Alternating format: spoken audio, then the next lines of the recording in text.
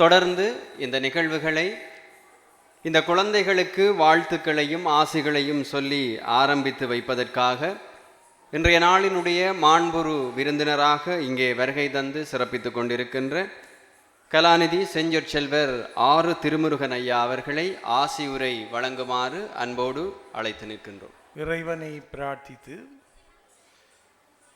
அறிவாலய ஆளுமை விருத்தி அமைப்பினுடைய ஆண்டு விழாவிலே பிரதம அதிதியாக வருகை தந்து விழாவை சிறப்பித்து கொண்டிருக்கின்ற ஒப்புரவாளர், வாழ்நாள் பேராசிரியர், முன்னாள் துணைவேந்தர், எங்கள் அன்புக்கும் பெரும் மதிப்புக்கும் உரிய பேராசிரியர் பாலசுந்தரம் பிள்ளை ஐயா தம்பதிகளே, திரு ஐங்கரநீசன் அவர்களே, திரு லலிசன் அவர்களே, சபையில் இருக்கின்ற சான்றோர் பெருமக்களே, குழந்தைகளே, இந்த அறிவாலயத்தை இயக்கி கொண்டிருக்கின்ற சர்வேஸ்வரா நயனி தம்பதிகளே, உங்கள் அனைவருக்கும் எனது பணிவன்பான வணக்கம்.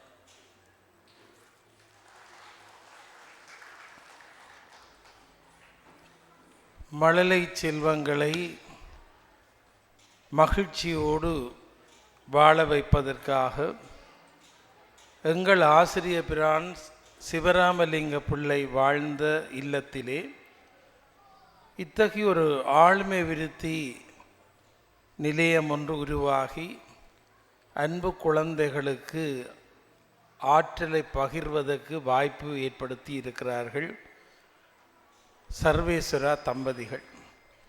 உண்மையிலே இது பாராட்டுக்குரிய விடயம். சிவராமலிங்க மாஸ்டருடைய வீட்டிலே எத்தனையோ தலைமுறையாக மாணவர்கள் எந்த நேரமும் அவருடைய வீட்டிலே இருப்பார்கள்.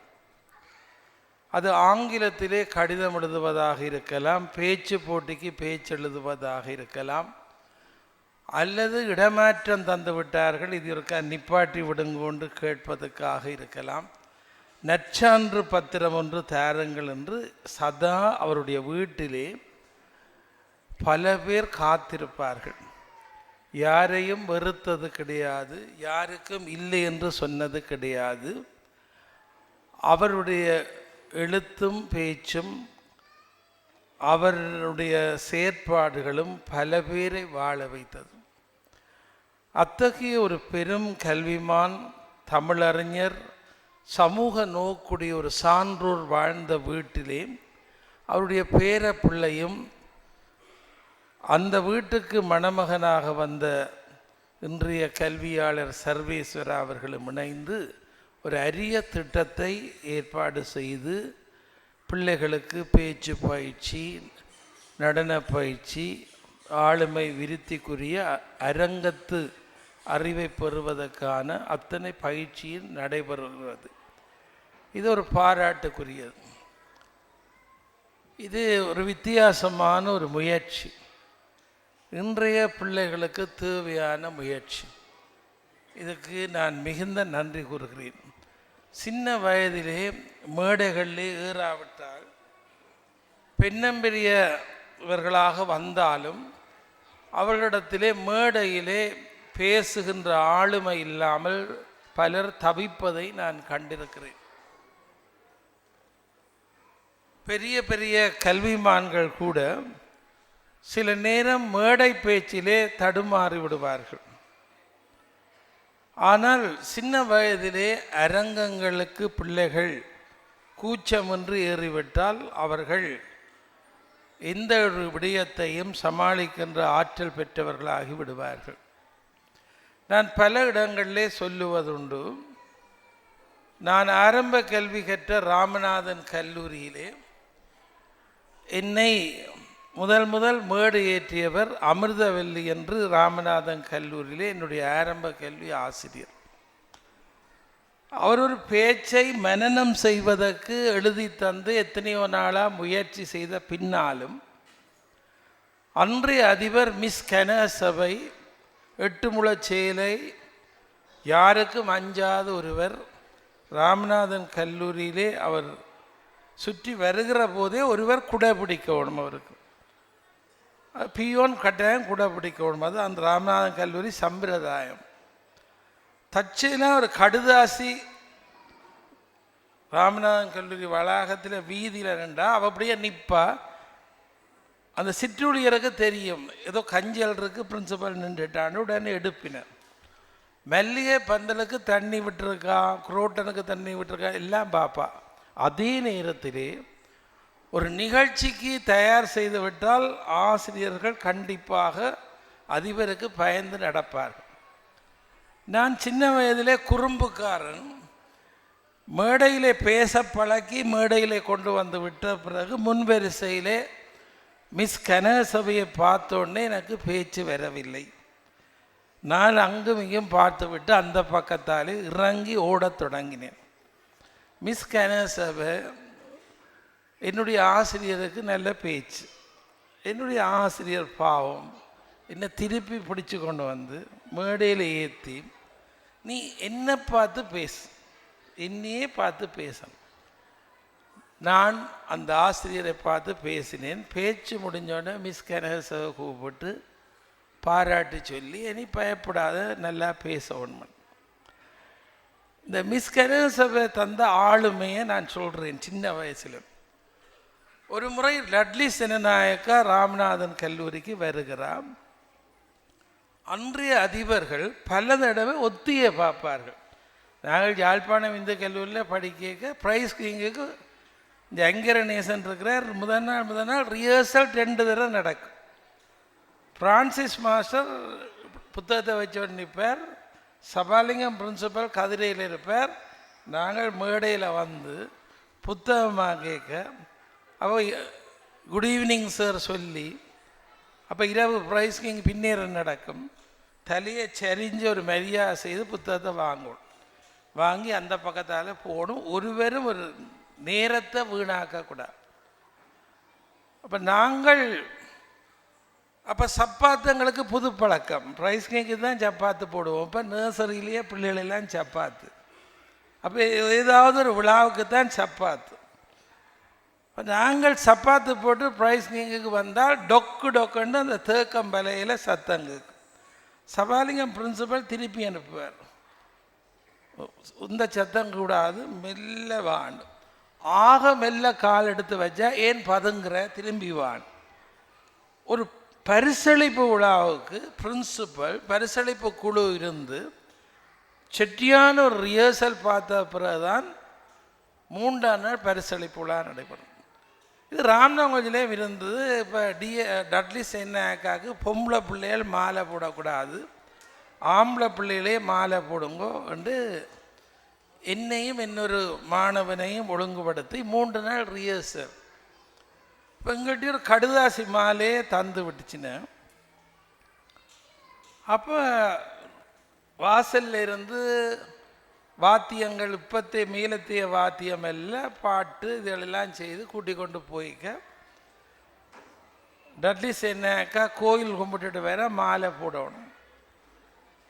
இப்போ எங்களுக்கு எல்லாம் ஒழுங்குபடுத்தி தந்தாச்சு. அப்போ பிரதமருக்கு மாலை போடுறது நான் தான். இப்போ மிஸ் கனகசபை ஒரு கெட்டிக்காரு. நாளைக்கு டட்லி சென்னாக்கா வர போகிறார். எல்லா ரிஹர்சலும் முடிஞ்சது. பொழுதுபட கூப்பிட்டு கேட்டார், திருமுருகன் நாளைக்கு யாருக்கு மாலை போட போகிறான்னு. நான் அமுதலிங்கம் மாஸ்டருக்குன்னு சொன்னேன். ஏன்னா இவ்வளோ நாளும் எங்களுக்கு பழக்கினது அமுதலிங்கம் மாஸ்டருக்கு மாலையை போடுறது. அமுதலிங்கம் சாருக்கு தான் மாலை போடும். பிரின்சிபல் தலையில் அடித்து இந்த ரிஹர்சல் ஒழுங்குபடுத்தி கொண்டிருக்கிற மிஸ் கதிரவேலண்டு டீச்சரை கூப்பிட்டு கேட்டு, நீங்களோ இவர் நாளைக்கு அமுதலிங்கம் சாருக்கு தான் மாலை போடுவாராம். ஐயோ டீச்சர், நாங்கள் எப்படியும் இவருக்கு பக்கத்தில் நின்று இவர் தான் டட்லி சென்னாக்கா பிரதமர் என்று சொல்லுவோம். அப்போ டீச்சர் என்ன செய்தால், மிஸ் கதிரவேல் எனக்கு சொன்னால் நாளைக்கு கோட் ஷூட்டெல்லாம் போட்டு டையெல்லாம் கட்டி பிரதமர் வருவார். என்ன ஆச்சரியம், டட்லி சென்னாக்கா ஒரு சீத்தை சேட்டோட வந்துட்டார். ஆனால் அவர்கிட்ட செயலாளர் கோட் ஷூட்டோட டையோட நிற்கிறார். எல்லாருக்கும் குழப்பம். டட்லி என்னென்னா அப்போ கூப்பனுக்கு எல்லாருக்கும் சீத்த துணி கொடுத்தா தானும் சர்வசாதாரணம் வந்து சீத்த துணியில் ஷர்ட் தைச்சு அரைக்கை ஷர்ட்டோட வந்துட்டோம். டீச்சர்ஸ் கஷ்டப்பட்டு ஓடி வந்து இவருக்கு போட்டுடாதே, அவருக்கு போட்டுடாதே, இவருக்கு தான் போடணும். அதுலேயும் ஒரு தடுமாற்றம் போட்டாச்சு. பிரின்சிபல் எல்லாம் முடிஞ்ச அடுத்த நாள் சொன்னால் இந்த ரிஹர்சல் ஏன் செய்கிறேன். இப்போ சர்வேஸ்வராவும் அவருடைய பாரியாரும் இந்த இளைய தலைமுறைக்கு நாளும் பொழுதும் ஒரு ரிஹர்சல் தான் நடக்குது. அந்த ரிஹர்சல் என்னென்றால், எதிர்காலத்தில் நீங்கள் எந்த மேடையையும் சமாளிப்பதற்கு, எந்த அறிஞர்களுடைய அவைக்கும் போவதற்கு, எந்த ஒரு இடத்திலையும் நீங்கள் பேசுவதற்கு, பாடுவதற்கு, சபை கூச்சமின்றி வாழ்வதற்கான ஒரு ஆளுமை விருத்தி தான் இந்த அறிவாலயத்திலே போதிக்கப்படுகிறது. இது ஒரு நல்ல முயற்சி, இது பாராட்டுக்குரிய விடயம். இந்த அறிவாலயம் இன்னும் இன்னும் நல்ல விடயங்களை செய்ய வேண்டும். இன்றைக்கு நிலாவை பார்த்து பாட்டி கதை சொன்ன காலமெல்லாம் மலையேறி போச்சு. இப்போ வீடுகளில் பாட்டியும் இல்லை. பாட்டி நிலாவை பார்த்து கதை சொல்கிறக்கு அப்பா அம்மாவும் விட ஆகினேன். 5ஆம் வகுப்பு ஸ்காலர்ஷிப்பை விட்டுட்டு பாட்டின்ற கதை, தேவையில்லாத கதை விடாண்டு. இப்போ தர்மம் தெரியாது, அறம் தெரியாது, சத்தியம் தெரியாது, நல்ல சுவையான கதை தெரியாது. சர்வேஸ்வரா இந்த அறிவாலயத்தில் நல்ல கதை சொல்லி கொடுக்கிறார்கள், பெரியவர்களை பற்றி சொல்லி கொடுக்கிறார்கள். பிள்ளைகளை பெரியவர்களை பற்றி பேச்சு ஆயத்தம் செய்து பாடமாக்கி பேச வைக்கிறார்கள், பட்டிமன்றம் செய்ய வைக்கிறார்கள், விவாத அரங்கு செய்ய வைக்கிறார்கள், நடனமாட பழக்கிறார்கள். இது ஒரு பெரிய விஷயம். இது கட்டாயம் இன்றைய 21ஆம் நூற்றாண்டிலே சின்ன வயதிலேயே பிள்ளைகள் ஆளுமையுடையவர்களாக இருக்க வேண்டும். இப்பொழுதும் நாங்கள் இந்த லலிசன் இருக்கிற ரைனிங் காலேஜ் இருக்குது. இப்போ நாங்கள் இவர் பெயர் அம்மா, இவர் என் அம்மா, இவர் என் அப்பா, ஈனாவுக்கு இலை, ஈயன்னாக்கு ஈட்டி, ஓனாக்கு ஒட்டகம், ஒட்டகத்தை கண்ணால் காணாட்டாலும் ஓனாக்கு ஒட்டகம், இப்படி தான் படிப்பிச்சு கொண்டு இருக்கிறோம். இதில் சில மாற்றங்கள் என்று படம் பேர் பாடம்படி என்றும் படிப்பிச்சிருக்கிறோம். ஆனால் மேலத்தேயத்தில் இப்போ வித்தியாசமான கல்வி. கீழத்தேயத்தில் இப்போவும் A4 ஆப்பிள் என்று தான் படிப்பிக்கிறார்கள். மேலை நாட்டில் நான் ஆஸ்திரேலியாவில் போய் நர்சரி, பாலர் பாட இந்த முதலாம் வகுப்புக்கெல்லாம் வகுப்பறைகளில் போய் என்ன நடக்குன்னு பார்த்துருக்குறோம். அவர்கள் என்ன படிப்பிக்கிறார்கள், ஏக்கு என்ன படிக்கிறார்கள்னா ஆம்புலன்ஸ். ஒரு முதலாம் வகுப்பு பிள்ளை ஆம்புலன்ஸின் நம்பர் தெரிஞ்ச வேணும். வீட்டில் அப்பாவோ பாட்டாவோ யாரோ திடீரென்று நோய்வாய்ப்பட்டா அல்லது ரோட்டில் ஒரு ஆள் கஷ்டப்பட்டா ஒரு முதலாம் வகுப்பு பிள்ளை ஆஸ்திரேலியாவில் உடனே ஆம்புலன்ஸுக்கு ஃபோன் பண்ணும், எமர்ஜென்சிக்கு ஃபோன் பண்ணும். ஆனால் இந்த நாட்டில் இந்த 21ஆம் நூற்றாண்டில் உத்தியோகம் பார்க்குற ஆளே ஆம்புலன்ஸுக்கு ஃபோன் பண்ணாமல் பக்கத்து வீட்டுக்காரரை கூப்பிட்டு, அவரை கூப்பிட்டு, இவரை கூப்பிட்டு, இது எல்லாம் ஆம்புலன்ஸின் நம்பர் தேட ஆள் போயிட்டோம். ஆனால் மேலை நாட்டில் இந்த 21ஆம் நூற்றாண்டுக்கு பொருத்தப்பாடா என்ன படிப்பிக்கிறார்கள் என்றால் A4 ஆம்புலன்ஸ் தான் படிப்பிக்கிறார்கள். அது மட்டுமல்ல, இந்த பிள்ளைகளை ஒரு ஆளுமை உள்ள பிள்ளைகளாக படிப்பிக்க வேண்டும் என்று என்ன செய்கிறார்கள், ஒரு 4 சுவர்களுக்குள்ள வகுப்பறைக்குள்ளே படிப்பிக்கிறது மிக குறைவு. அவர்கள் கூட்டிக் கொண்டு போகிறார்கள், கூட்டிக் கொண்டே வெளியில் படிப்பிக்கிறார்கள். இதை பார்த்துட்டு வந்து இலங்கையில் சில அறிஞர்கள் பிள்ளைகளுக்கு சந்தை படிப்பித்தல் என்று இப்போ துவங்கி இருக்கிறார். பிள்ளைகளுக்கு அப்பா அம்மா எல்லாம் மிரக்கறி வாங்கி கொடுத்து 1ஆம் வகுப்பு 2ஆம் வகுப்பு பிள்ளைகள் ஒரு நாள் சந்தை, அது சில நேரம் சந்தைக்கே போயிடாது. டீச்சரே எல்லாம் மிரக்கறி வச்சு சந்தை விற்பனை, இது என்ன விலை, 2 கீரை, இது பைத்தங்காய், இது பாவக்காய். ஆனால் மேலை நாட்டில் சந்தைக்கே கூட்டி கொண்டு போகிறாங்க. சந்தையில் ஒரு இடம், சூப்பர் மார்க்கெட்லேயே அங்கேயும் ஒரு இடம் ஒதுக்கி இருக்கும் பிள்ளைகளுக்கு வகுப்பு வைக்கிறதுக்கு. அதே மாதிரி லண்டனில் டூட்டிங் அம்மன் கோயிலில் நான் பிரசங்கத்துக்கு போயிருந்தேன். பகல் பொழுது போயில கீழே வந்திருந்தேன்.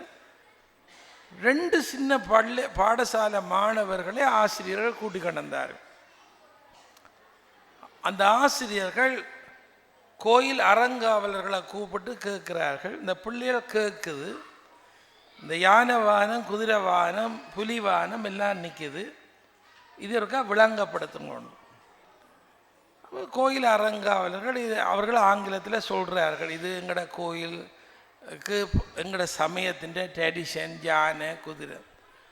அப்போ அதுகளுக்கு திருப்பி கேட்குது, எலியை பார்த்து கேட்குதுகள், இது ஏன் இப்படி எலியை வச்சிருக்கிறீர்கள்? பாவம் அங்கே நின்றவருக்கு சிறியதில் சிறியதாய் பெரியதில் பெரியதாய் இறைவன் எந்த வடிவத்திலும் வந்து எதிலும் பவனி செய்வான் என்பதற்குத்தான் எலிவாகனம்.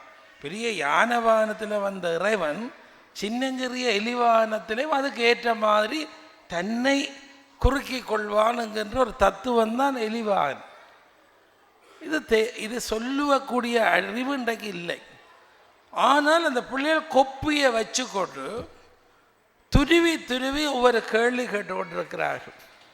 அப்பொழுது அந்த ஆசிரியர்கள் கோயில் முகாமையாளருக்கு சொல்லிட்டு போனார்கள், நாங்கள் அடுத்த ட்ரிப் வருகிற போது எங்களோட பிள்ளைகளுக்கு நீங்கள் விளக்கம் செய்யக்கூடிய ஒரு ஆளை வச்சிருங்கோ, நாங்கள் முன்கூட்டியே உங்களுக்கு அறிவிக்கிறோம் தானே என்று. இப்போ அப்படித்தான் பெரிய நிறுவனங்கள் பெரிய இடங்கள் எல்லாம் இந்த சின்ன பிள்ளைகளுக்கு விளங்கப்படுத்துறதுக்கு ஆட்கள் வச்சிருக்கிறார். ஆனால் எங்களுக்கு இதுகளை போய் பார்த்துட்டு வந்து சில கல்வி திட்டங்கள் மாற்றம் பெற்றாலும் இந்த 21ஆம் நூற்றாண்டுக்கு பொருத்தப்பாடாக ஒரு ஆளுமை விருத்தியை வித்தியாசமாக நாங்கள் எங்களுடைய பிள்ளைகளை வளர்க்க வேண்டும். அதுக்கு அறிவாலயம் இன்றைக்கு பயனான காரியங்களை செய்கிறார்கள். மனன சக்தி மிக முக்கியமானது. மனனம் நிவித்தியாசனம், இந்த ரெண்டும் ஆசனம் மனனம் நிவித்தியாசனம் என்று உபனிஷத சம்பாசனையில் பேசப்படுது. ஒரு சின்ன வயதிலேயே ஒரு பிள்ளைக்கு மனன சக்தி இருந்தால் அந்த பிள்ளை கணக்கு செய்யும். மனன சக்தி இருந்தால் பல்வேறு துறைகளில் முன்னேற்றம் காண்பார்கள். உங்களுக்கு தெரியும், அப்துல் கலாம் மிகப்பெரிய ஒரு விஞ்ஞானியாக இந்தியாவில் விளங்கிய அப்துல் கலாம் ஜனாதிபதியாக இருந்தவர். அவரை அண்ணாமலை பல்கலைக்கழகத்திலே மாணவர்கள் கேள்வி கேட்கிற போது அப்துல் கலாமை பார்த்து கேட்டார்கள், உங்களுடைய ஆற்றல் எல்லாத்துக்கும் என்ன முக்கிய காரணம்? அவர் உடனே சொன்னார், எனக்கு 5ஆம் வகுப்பு மட்டும் படிப்பிச்ச ஐயர் வாத்தியார் ஒவ்வொரு நாளும் மனனத்துக்கு வாய்ப்பு தருவார். விடிய போய் அந்த மனனத்தை ஒப்படைப்பது, அந்த மனன சக்தி தான் எனக்கு சிந்தனை விருத்திக்கு பெருசாக உதவிச்சேன். இப்போ ஒரு பிள்ளைகளும் தேவாரம் பாடமாக்குறீங்க. இப்போ மனன சக்தி குறையுது. வெளிநாட்டிலே எல்லாம் கால்குலேட்டரோட சோதனைக்கு போகுது. எங்களுடைய சமுதாயத்தில் இந்த மனன சக்தி என்பது பள்ளித்தலங்களிலே சின்ன வயதிலேயே மனன சக்தியை முக்கியத்துவம் கொடுத்தார்கள். மனன சக்தி ஒரு மூளைக்கு பெரிய பயிற்சி. அந்த மனன சக்தி உடையவர்கள் பல கைங்கரியங்களை சாதிக்கக்கூடியவர்கள். அதை பற்றி பல பேர் எழுதியிருக்கிறார்கள், பேசியிருக்கிறார்கள், எல்லாம் சொல்லியிருக்கிறார்கள். எனவே தான் இந்த அறிவாலயம் சின்ன வயதிலேயே மனன சக்தியை கொடுக்கிறீர்கள். அது பாராட்டுக்குரியது. மனன சக்தி தேவை. இப்போ நவீன கல்வி முறையில் சில பேர் சொல்லுகிறார்கள், மனன சக்தி வீண் நேர விரியம் என்று சொல்லுகிறார்கள். அது சில விடயங்களுக்கு பொருந்தாமல் இருக்கலாம். ஆனால் சிறுவர்களுக்கு மனன சக்தி மிக பயன். 5இல் விளையாதது 50இல் விளையுமா என்று கேட்டால், அந்த வளைவு என்பது நாங்கள் நினைக்கிறோம் ஒழுங்கு என்று தான் சில பேர் நினைக்கிறார்கள். ஒரு 5ஆம் வகுப்பில் கேட்கிற பொறுமை, சிந்திக்கின்ற பொறுமை இல்லாதவர் 50 வயதிலேயும் கேட்க மாட்டார். இன்றைக்கு பாருங்கள், இந்தியாவில் சரியான குடிசை வீட்டில் இருக்கிற பிள்ளை கூட வீட்டில் பெரிய வசதி இல்லாலும் ரேடியோவில் டிவியில் பாடுற சினிமா பாட்டை கெதியாக மெனனம் செய்யுது. அப்படி மெனனம் செய்கிற பையன்தான் உங்களுக்கு தெரியும் இந்த பாட்டுக்கு பாட்டு போட்டிகள். இப்போ இந்த இந்தியாவில் நடக்கிற தொலைக்காட்சி நடத்துகிற போட்டிகளில் வர்ற பிள்ளை ஒரு சாதாரண ஒரு கிராமத்து பிள்ளை, வீடு ஏழ்மை, மனன சக்தியினால் 1.5 கோடி பெறுமதியான வீடு அவனுக்கு 8 வயதில் 11 வயதில் பரிசு கிடைக்குது. அதுக்கு என்ன காரணம் என்றால் குரல் வளம் மட்டுமல்ல, எத்தனையோ பேருக்கு குரல் வளம் இருக்கலாம், மனன சக்தி இருக்க வேண்டும். இந்தியாவில் சீர்காழி கோவிந்தராஜன் எத்தனையோ 1000 பாடல் பாடினார். சீர்காழி ஒரு பேட்டியில் சொல்கிறார், சின்ன வயதிலேயே எனக்கு இந்த மனன சக்தி இருந்தது. தன்னுடைய குருநாதர் வேங்குழல் வேந்தன் சுவாமிநாதன் இன்றைக்கு ஒரு பாட்டை கற்பித்தால் நாளைக்கு கடுதாசி பார்க்காமல் பாட வேண்டும். அன்றைய சங்கீத வித்துவானுக்கும் இன்றைய சங்கீத வித்துவானுக்கும் என்ன வித்தியாசம்? இப்போ எல்லாம் கம்ப்யூட்டர் லேப்டாப் எல்லாம் கொண்டு தான் பாடுறார். சீர்காழி கோவிந்தராஜனுடைய குருவாக இருந்த சுவாமிநாதன் அவர் வேங்குழல் வேந்தன், கர்நாடக சங்கீதத்தில் நிபுணர். சீர்காழிக்கு நாளைக்கே இந்த பாட்டை இந்த கடுதாசியும் இல்லாமல் மனனத்தோடு நீ கச்சேரியிலே பயன்படுத்தணும். 4 மணித்தியாலும் சீர்காழி கச்சேரி வைப்பார். யாழ்ப்பாணத்தில் புங்குடுதீவில் பொன்னாலக்கட்டுவெல்லாம் கச்சேரி வச்சு வரணியில் சுட்டிபுரத்தில் ஒரு கடுதாசி பார்க்க வீரமணியர் எழுதி கொடுத்த பாட்டை மாத்திரம்தான் பார்த்து பாடு, மற்ற ஒன்றும் பார்க்குறோம். மதுரை சோமும் 5 மணித்தியாலும் கச்சேரி வச்சிருக்கிறார், ஒன்றும் பார்க்குறேன். இதுக்கு என்ன காரணம்? மனன சக்தி. நீ அறிவாலயம் போன்ற நிறுவனங்கள் உங்களுடைய குழந்தைகளுக்கு மனன சக்திக்கு ஒரு வாய்ப்பு ஏற்படுத்துகிறார். அந்த மனன சக்தி ஒரு உச்சமானது, சிந்திக்கின்ற ஞாபக சக்தியை கூட்டுகின்ற வாய்ப்பை ஏற்படுத்தக்கூடியது. எனவேதான் 1972ஆம் ஆண்டு கொழும்பு விவானந்த சபை திருக்குறள் மனன போட்டியை யாழ்ப்பாணத்திலே நடாத்தியது, கொழும்பிலே நடாத்தியது. யாழ்ப்பாணத்திலே எல்லா திருக்குறளையும் பாடமாக்கி ஒரு சிறுவன் இருந்தான். எந்த திருக்குறள் கேட்டாலும் சொல்லுவான். கொழும்பிலே பம்பலப்பட்டி இந்து கல்லூரியிலே கணேசன் என்ற ஒரு மாணவன் எல்லா திருக்குறளும் பாடமாக்கி இருந்தான். எந்த திருக்குறளை கேட்டாலும் சொல்வேன் என்று சொன்னான். அப்பொழுது இந்த திருக்குறள் விழாவிலே பரிசு கொடுத்தவர்கள் ஆச்சரியப்பட்டார். எங்களால் முடியவில்லை. திருக்குறள் பாடமாக்கிய சிறுவர்கள் இருந்தார். இன்றைக்கு அது கஷ்டமாக இருக்கிறது. எனவே தான் உங்கள் எல்லாரையும் நான் பார்த்து சொல்லக்கூடியது, இந்த அறிவாலயம் ஒரு பயனுள்ள நிலையம். இன்றைக்கு பல்கலைக்கழகத்திலே உத்தியோகத்துக்காக படிப்பார்கள், அறிவாலயத்திலே ஆளுமைக்காக படிக்கிறார்கள், வாழ்வுக்காக படிக்கிறார்கள், நல்ல சிந்தனைக்காக படிக்கின்ற பருவம்தான் இந்த பருவம், பச்சிளம் பருவம். இந்த பருவத்திலே எதை கொடுத்தாலும் அவர்கள் சேர்த்து கொள்ளுவார்கள். எங்களுடைய சிறு பராயத்திலே படித்த பாடல்கள் இன்னும் மனனமாக இருக்கிறது. இன்றைக்கு பேப்பர் வாய்ச்சிட்டு நாளைக்கு கேட்டால் நேற்றையான் பேப்பரில் என்ன இருந்துன்னு கேட்டால் நாங்கள் ஒரு தரம் சொல்ல மாட்டோம். தலைமாறி பூச்சூடி உன்னை பாடசாலைக்கு போன்று சொன்னாலே அன்னை, சிலை போல ஏனங்கு நின்றாய், நீ சிந்தாத கண்ணீரை ஏனங்கு சிந்துறாய், விலை போட்டு வாங்கவா முடியும், கல்வி வேளை தோறும் கட்டிட கட்டிட தெரியும். இது 5ஆம் வகுப்பில் நான் படித்த பாட்டு. 6ஆம் வகுப்பில் யாழ்ப்பாணம் இந்து கல்லூரியில் நான் படித்த பாட்டு சின்னத்தம்பி புலவரை பற்றிய பாட்டு. பொன்பூச்சொரியும் பொலிந்த செழுந்தாதிரைக்கும் நன்பூதலத்தோர்க்கு நன்னழலாம் மின்பிறவை வீசுபுகழ் கனகராஜன் வாசலிடை கொன்றனர். இது போல பல பாடல் எனக்கு மனனமாக இருக்குது. இப்போ படித்தேன்டா ஆரம்பத்தில் படித்தது, போன வருஷம் படித்த அல்லது நேற்று படித்த பேப்பரில் இருந்ததை சரியாக சொல்ல முடியும். ஆனால் பிஞ்சு வயதில் கெஞ்சி குழாவி ஆசிரியர்கள் அரவணைத்து ஆடி பாடி சொல்லி தந்தவை ஒரு நாளும் எங்கள் அகத்தை விட்டு அழிய மாட்டாது. எனவே எனக்கு ஆசியுரை பேசுமாறு அழைத்தார்கள். இன்றைக்கு மாசி மகம் காலை 4 மணியிலிருந்து தெல்லிப்பள்ளி துர்க்கியம்மன் கோயிலே இவ்வளவு நேரமும் பாட்குட பவனி, அன்னாபிஷேகம், தேர், கோயிலுக்கு உள்வீதியிலே தேர் திருவிழா. இங்கே சர்வேஸ்வரா நேரம் வந்தோடனே அடித்து கொண்டிருந்தார். நான் கோயிலுக்குள்ளே நிற்கிறேன், வருகிறேன் என்று சொல்லி எப்படியும் ஏமாற்றக்கூடாது என்று இந்த இடத்துக்கு வந்தேன்.